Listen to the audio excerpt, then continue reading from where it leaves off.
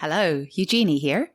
Today we are speaking with Ananda More, a homeopath in Toronto, Canada, and also the filmmaker of the homeopathy documentary Magic Pills, Promise or Placebo.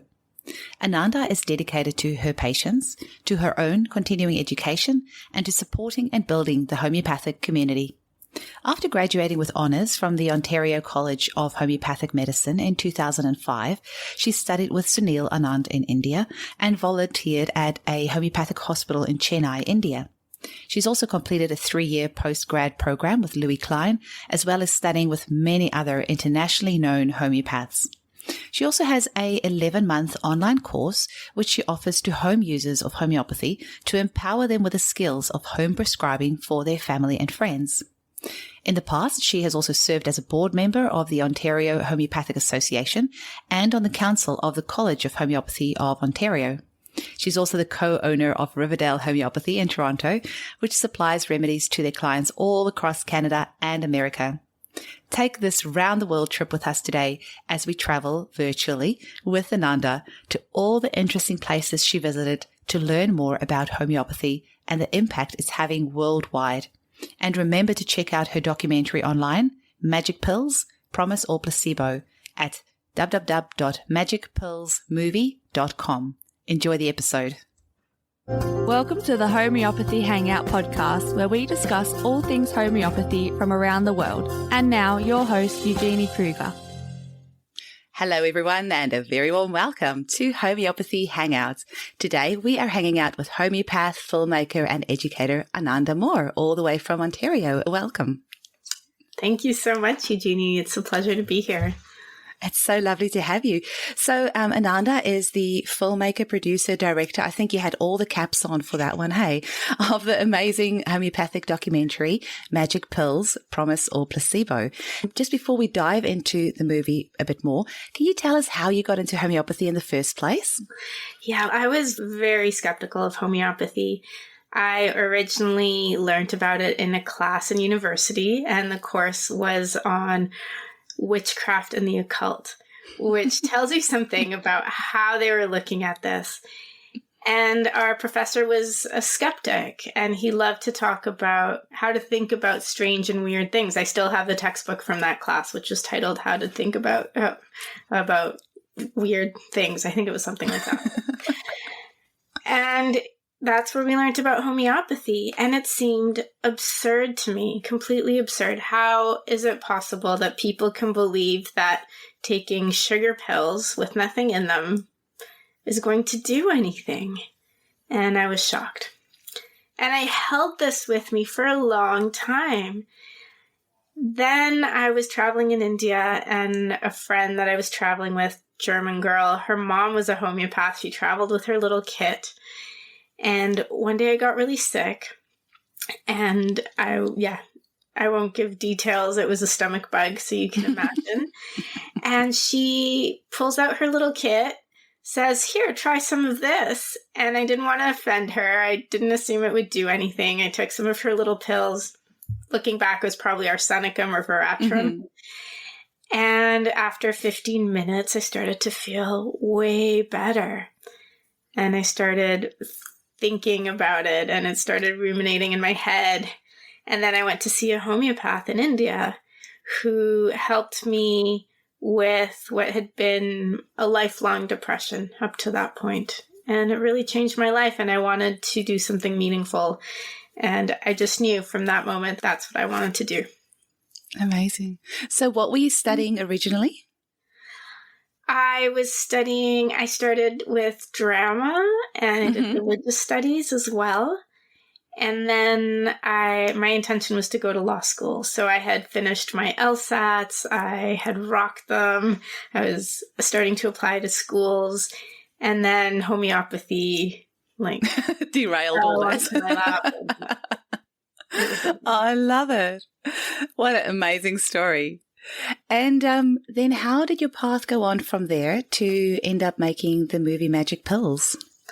So years later, after homeopathic college, and I own a store in Toronto with my business partner, David. It's called Riverdale Homeopathy. And we sell remedies, books, courses. We have a clinic.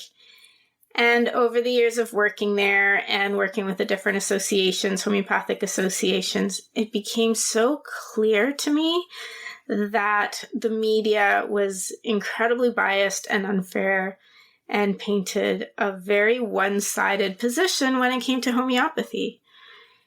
I got interviewed for a couple of major publications here in Canada, and I was just shocked when they lied about the data I gave them and the things I said. And I felt that I needed to give homeopathy a voice. And that's what got me started. As well, I attended a conference. We were selling books. Riverdale Homeopathy always has this little book stand at the conferences here in Toronto. And not a homeopath, an immunologist from Cuba stood up and presented on how they stopped a huge epidemic in Cuba in only 2 weeks using homeopathy. And I thought, this should be front page news. Everybody needs to hear about this. And that's what really got the ball rolling for me, and the need to put that information out there for people. Was that Dr. Bracho? That was Dr. Bracho. Oh, my gosh.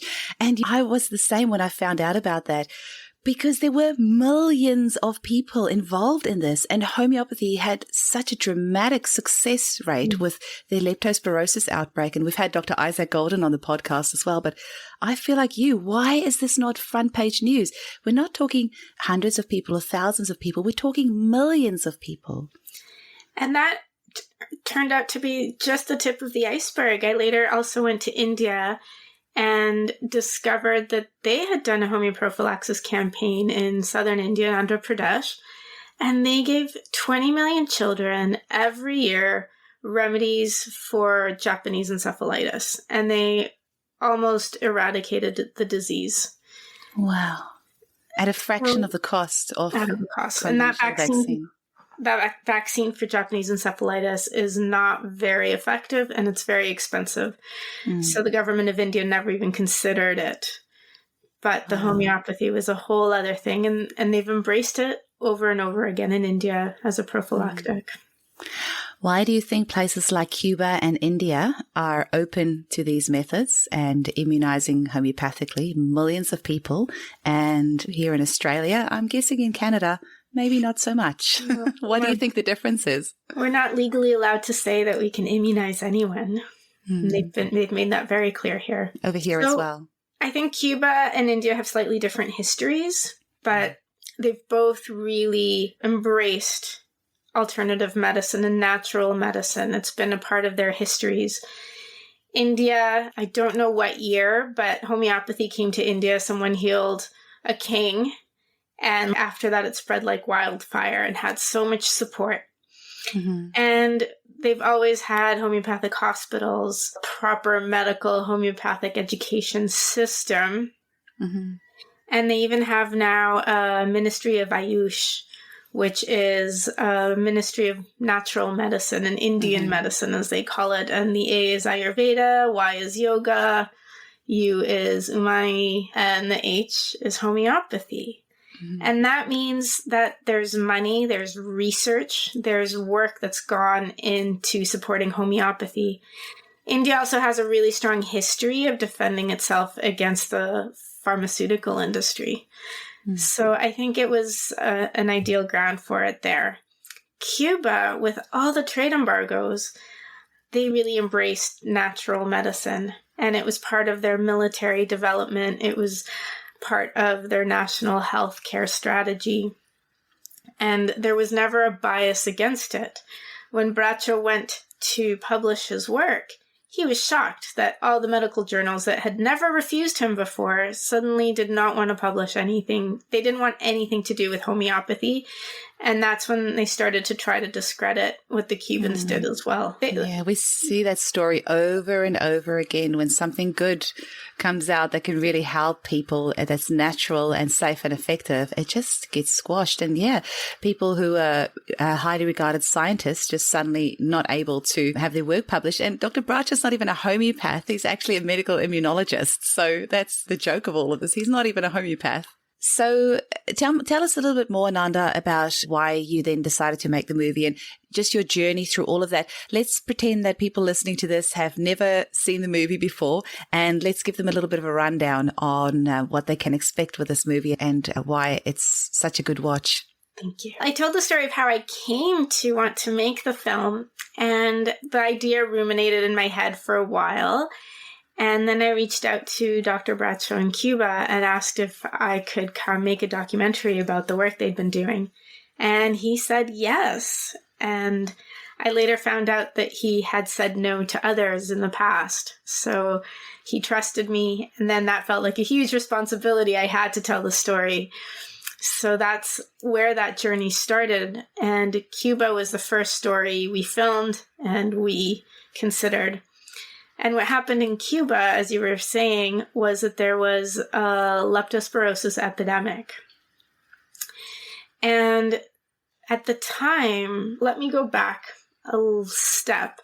They were actually starting to do research into homeopathy at the Finley Institute. And the Finley Institute is a pharmaceutical company that's dedicated to disease prevention.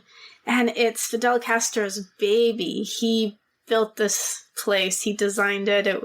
He lived really close by. It was really important for him to prevent disease in the country. And they weren't that biased about anything. At one point, they developed a vaccine against meningococcal meningitis B at a time that was killing a lot of children in Cuba. And this vaccine went to all of Latin America. And looking at their results, they found that in Brazil, their vaccine, there's one area of Brazil where their vaccine was way more effective and had way less side effects. And Dr. Concepcion Campas, who's the director of the Finley Institute, she tried to figure out what's going on, and no one would tell her.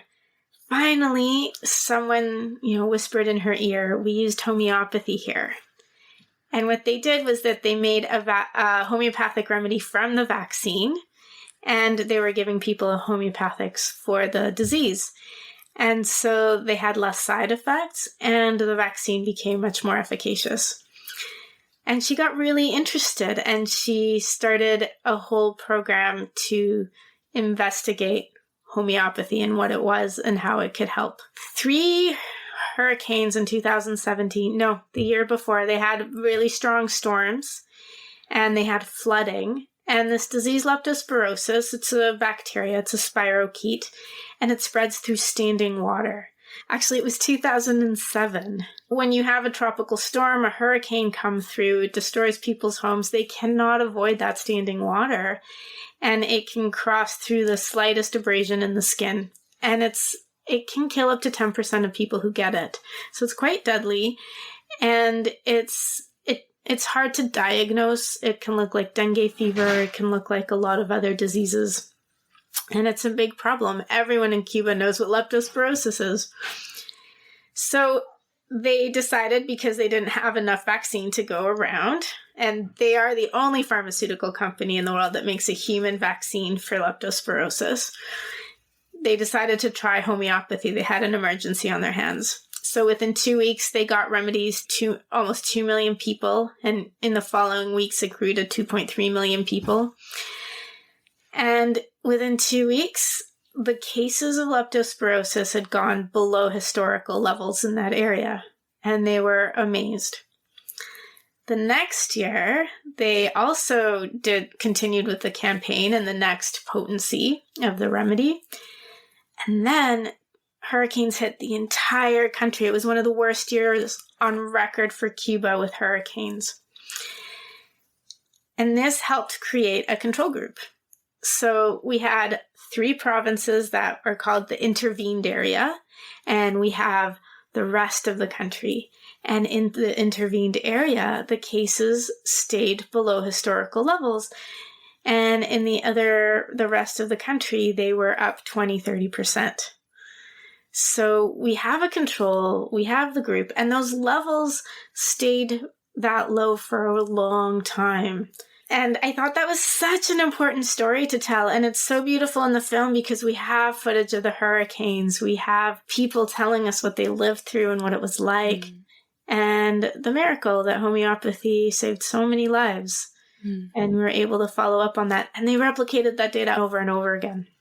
Wow. The first time I heard that story was an interview on YouTube with Dr. Bracho and Isaac Golden. And they were sitting in a little hotel room there in Cuba with a little blue background wall, and them telling this story, and my mind just being blown, like, how is this not blasted all over the media? So thank you so much for telling this story.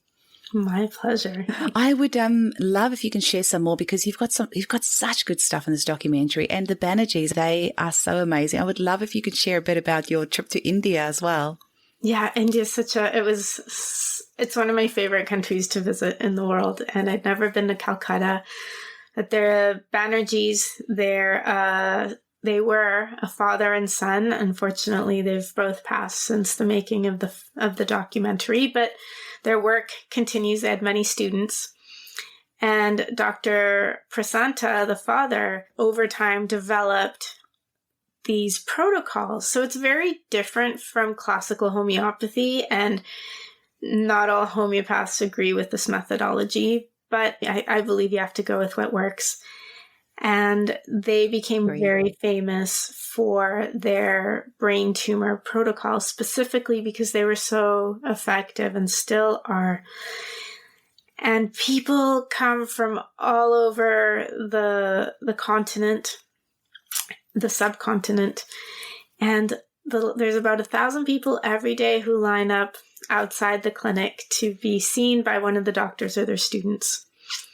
And these doctors, they spend 5 minutes with a patient. It really is protocols. You have a brain tumor. These are the 2 remedies you take, and we see how you do. But there's also a level of individualization that a lot of homeopaths don't realize.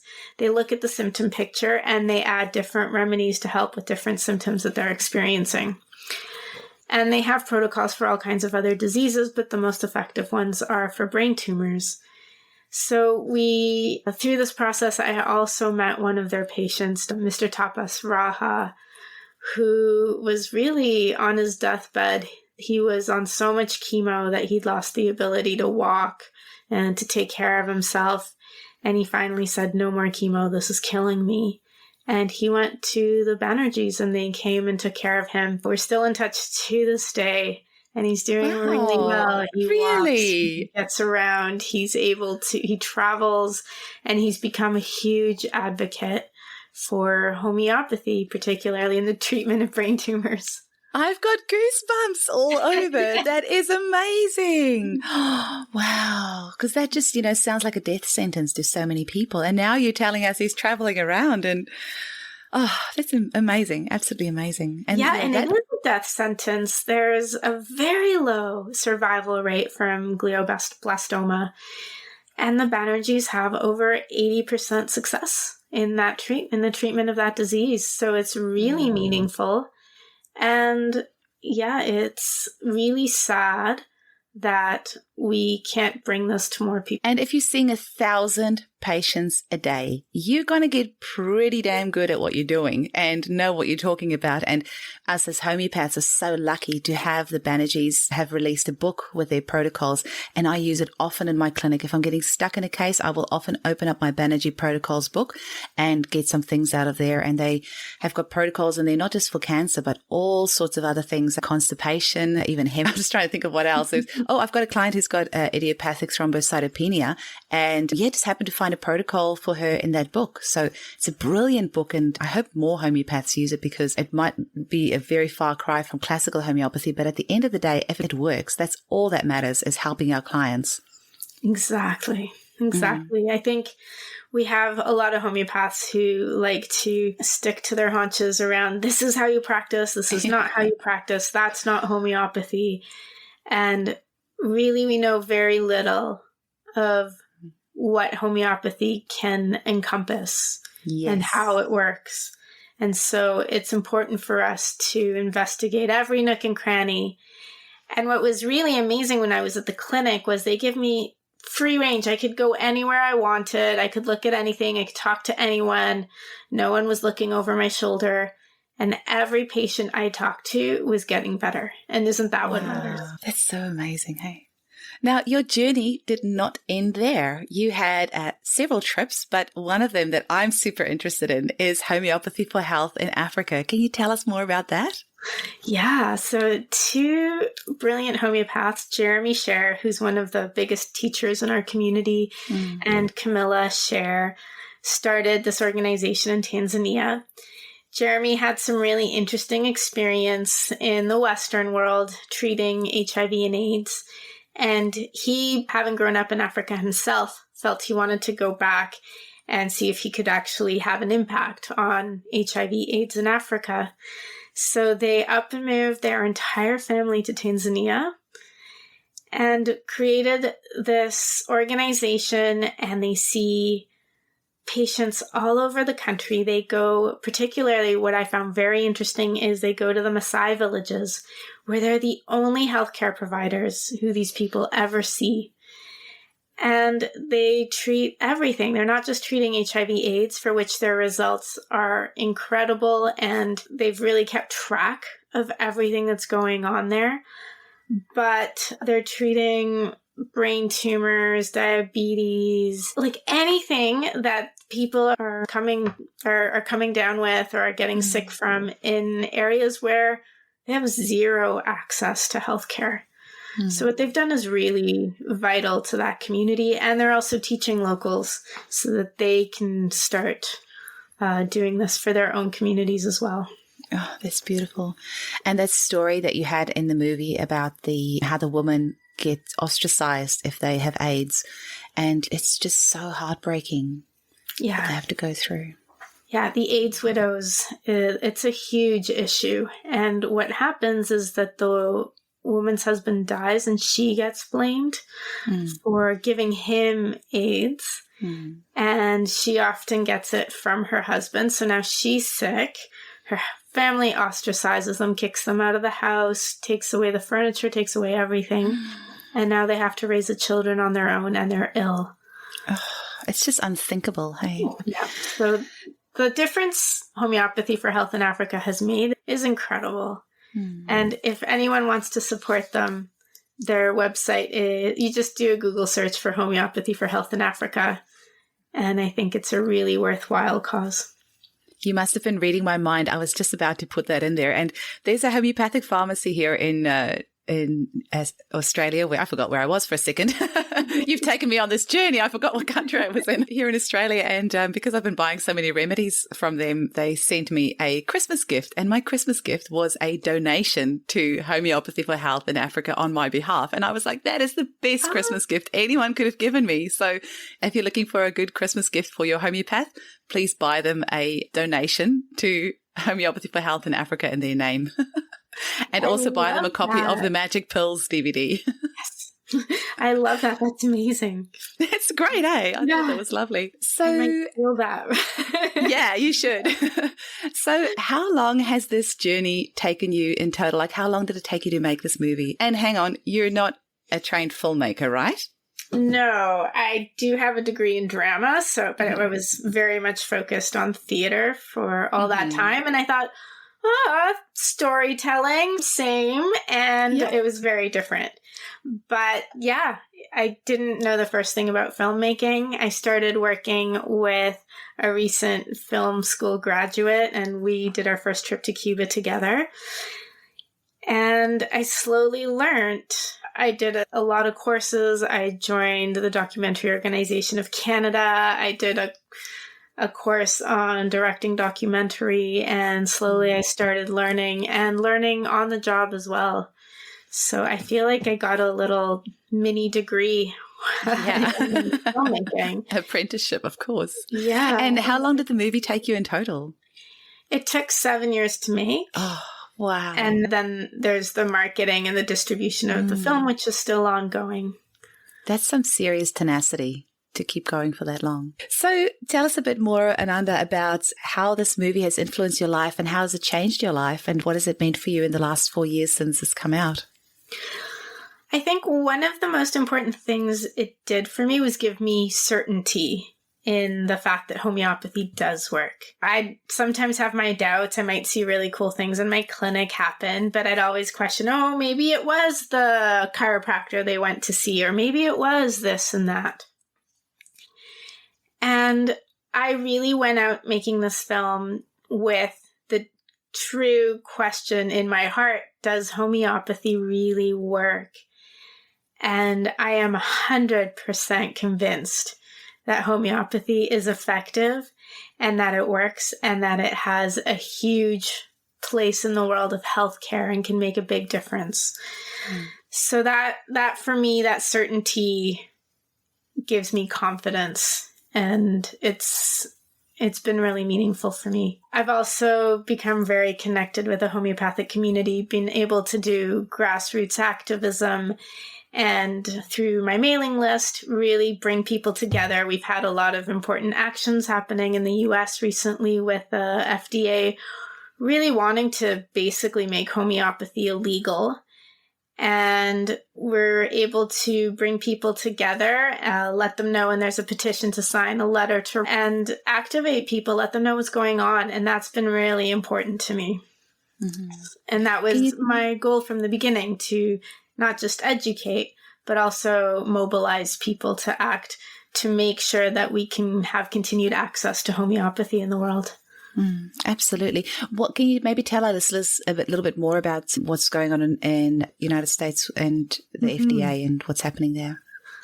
So the FDA put out a draft guidance document that, when read very carefully, basically states that because homeopathy was grandfathered in, and just to give a background on that, the FDA was started by a homeopath, actually.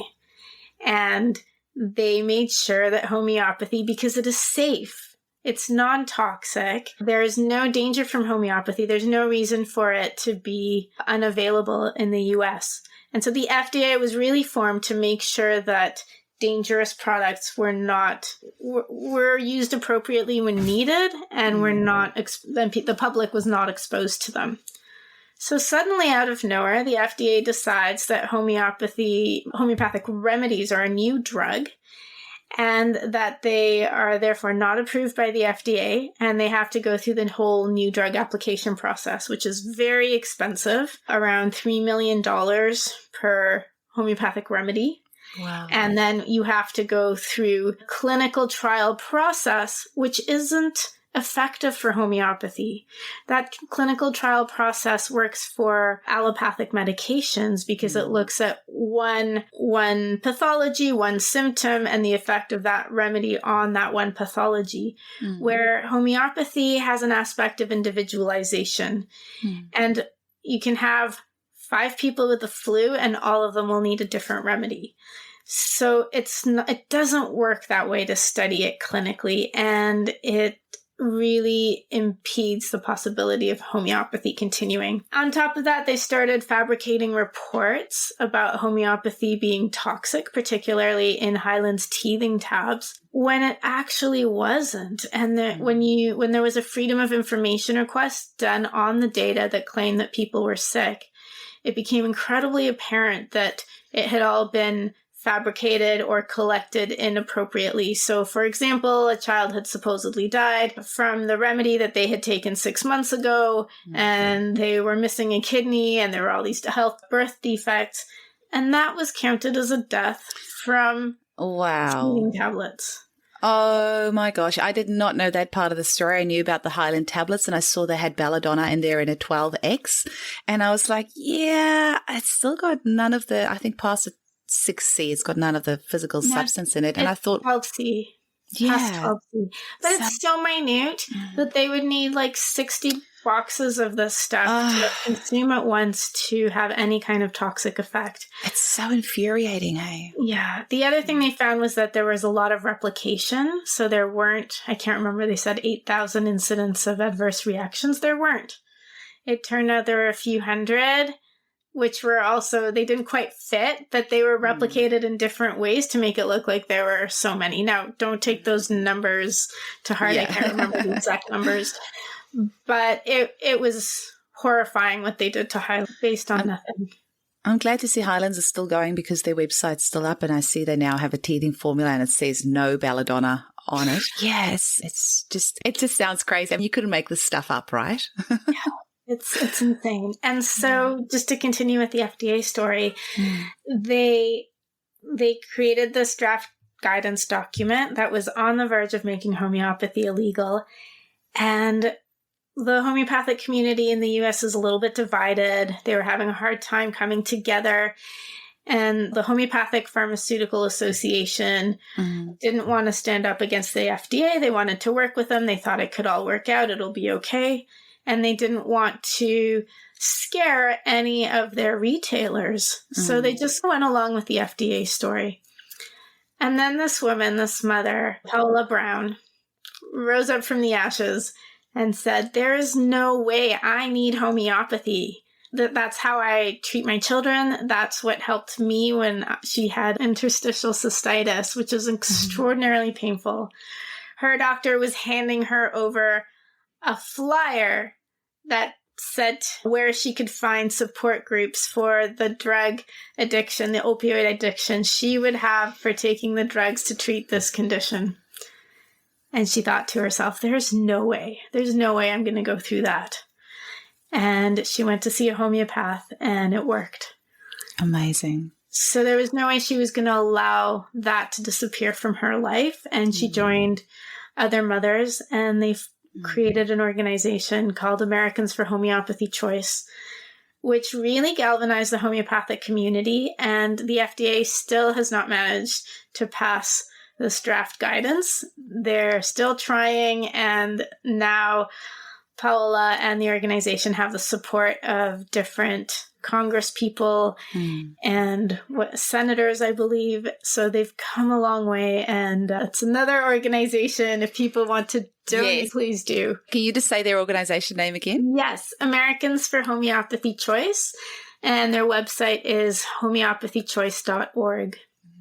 You do not mess with a mama bear. Like, you do not take away her powerful, natural, effective tools to heal her children. You just do not go there. And that's why my mission is to educate as many mums as possible about homeopathy, because mothers are powerful. And when we stand together, we can achieve incredible things. And like Paola homeschools her children, and she's got a busy practice, and she's running this organization. Same with you, doing this movie while raising your daughter, while having a clinic. Don't mess with us mums. No.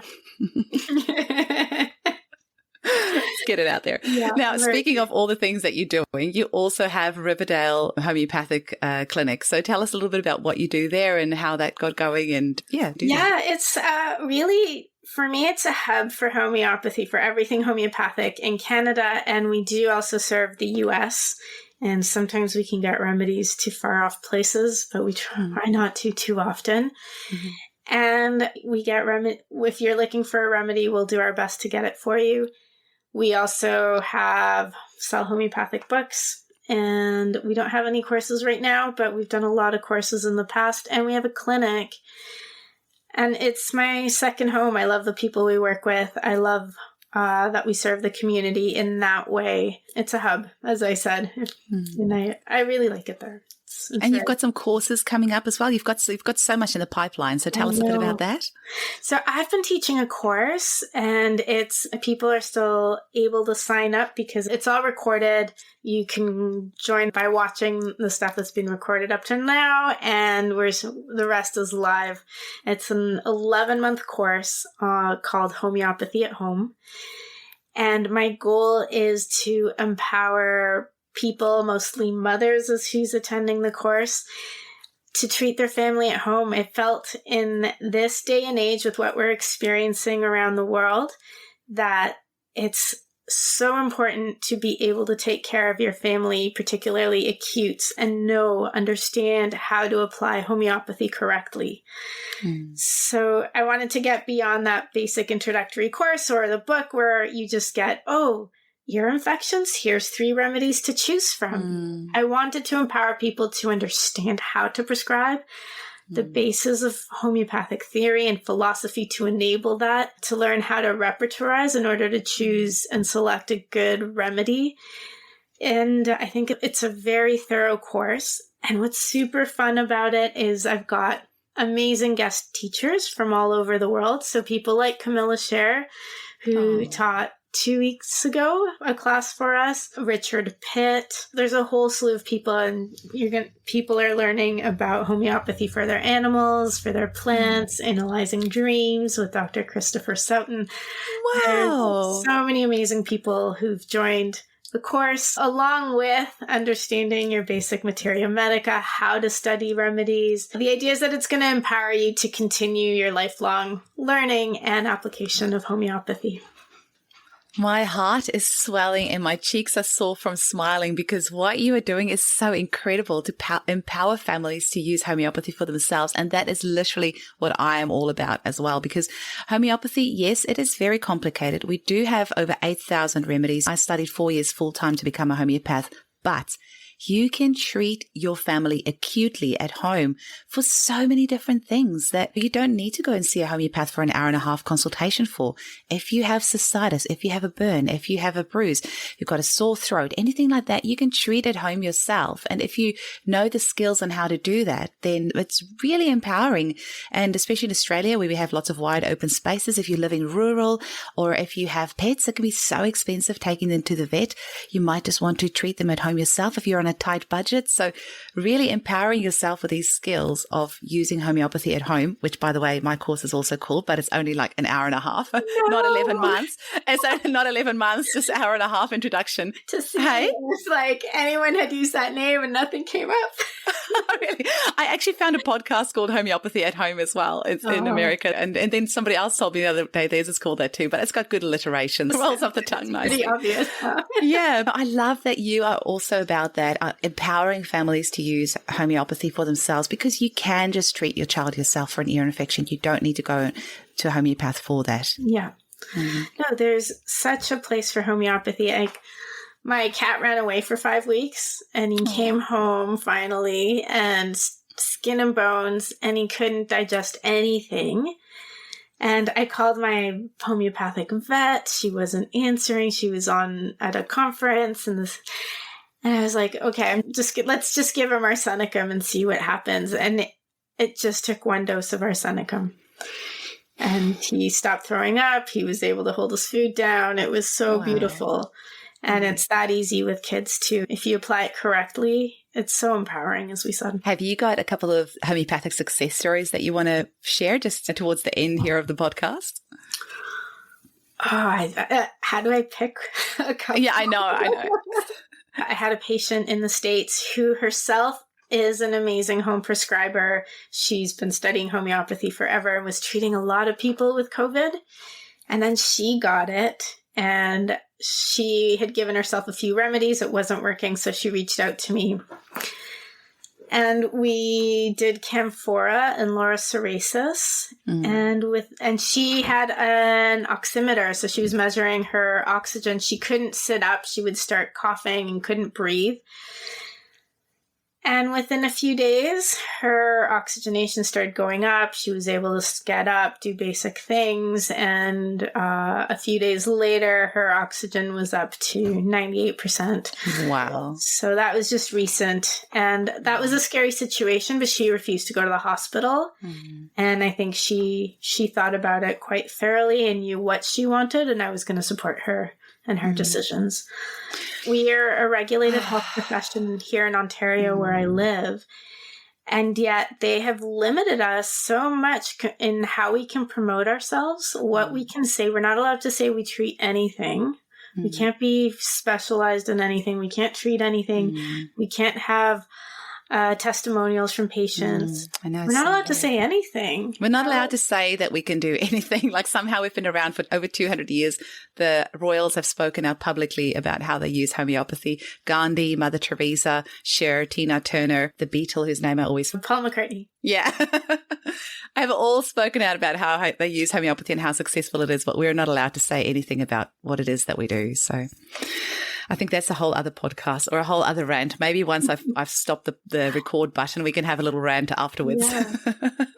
So, Ananda, I always finish up on a bit of fun before we get your links and how people can get hold of you. And that is, tell me your top 3 remedies for you personally that you can't live without and why. I always say arsenicum, and I've done blog posts on this. And I had a little competition at one point to asking people to do a little video telling us what their top remedy was. And for me, it's arsenicum. It's, I think, the most versatile remedy that we have in homeopathy. It can be applied to stomach issues, flus, asthma, respiratory stuff, anxiety. It's the remedy in my little kit that I always have to replace. So that would be one. I use a lot of calendula. It's one of my favorite remedies. Okay, I had a party, a closing party for everyone involved in the film. And I was making this big Mexican meal, and I was cutting vegetables, and I chopped a piece of my thumb off. And I had to rush and have this party. I went to the grocery store, and I bought little strips to try to glue my thumb back on. So I didn't go to the hospital, I didn't get stitches, and it wasn't healing. For some reason, it hadn't occurred to me to put some calendula on it. I went and grabbed some calendula, and by the next day, it had sealed, and you can't even tell that I chopped a whole piece of my thumb off. So I love calendula. And another remedy that I love, there's so many. Lac humanum, really out there. But I think it's a really universal human remedy, and I use it very often in my practice. Can you maybe say what it's made from? We have had an episode with Patricia Hatherley, so people that have actually listened to this one after the other know, but tell us a little bit about lac humanum. So lac humanum is made from mother's milk, and we have lac maternum that's made from 15 mom. I can't remember the number. Something like that. Mother's milks. And there's a theme of disconnection, a theme of wanting to come closer to people. And I think that feeling of disconnection is almost universal on some level for people. So I think it's a beautiful remedy. I use it all the time. It's a very gentle remedy. Hey, I don't know if I've ever had an aggravation from it. Like, I find it's such a just beautiful remedy. It's a grounding remedy. I think an aspect of it is to help people really come into themselves and come into the world. It's that first substance, that second substance after colostrum that a baby, that bonds a mother to its baby and the baby to the mom, and also welcomes you into your body and into this world. So, Ananda, how can people get hold of you and the amazing work that you do? Where are all the places that they can find you? Yeah, I have the documentary URL is watch.magicpillsmovie.com, but I found a shorter one, and you only have to go to homeo.site. Very easy, HOMEO.SITE. And you can learn about the film. You can stream it. You can go to our blog. You can join our mailing list and start participating in all the great work that we're doing. You can also access the course there. So you can reach out to me through the Contact Us page. So everything's there. And for Riverdale Homeopathy, if you're looking for remedies, books, just go reach out to riverdalehomeopathy.com. Pretty simple. Wonderful. It's been so special chatting with you today. Thank you so much for your time. And it's 10 o'clock at night where you are now. So just like huge applause to you for being able to speak coherently that time of night. I would be fast asleep by now, but thank you so much for your time. I really appreciate it. Thanks so much, Eugenie. This has been a lot of fun. It's really nice connecting with you. Same. Bye. Bye. Hi, homies. I'd like to invite you to come and join me at the Homeopathy Hangout Podcast Facebook group, where we can discuss past episodes and you can help me decide on new content for the show. Also, be sure to check out my YouTube channel, where you'll find my free Homeopathy at Home 30-minute introduction video, which is perfect for anyone completely new to homeopathy who's ready to take charge of their own health. Just search for Eugenie Kruger Homeopathy on YouTube. And if you'd like to support this podcast, you can make a once-off $5 donation by visiting www.patreon.com buymeacoffee.com/hangouts. Or if you'd like to make a monthly donation, you can visit www.patreon.podbean.com/homeopathy hangout. And if you're in Australia and you'd like to purchase one of our beautiful homeopathic kits, single remedies, or one of our amazing combination remedies, visit www.eugeniekruger.com, where you can also sign up to our newsletter so you don't miss out on any special offers. And if you're interested in advertising on our show, please email info@eugeniekruger.com. Thanks so much for listening.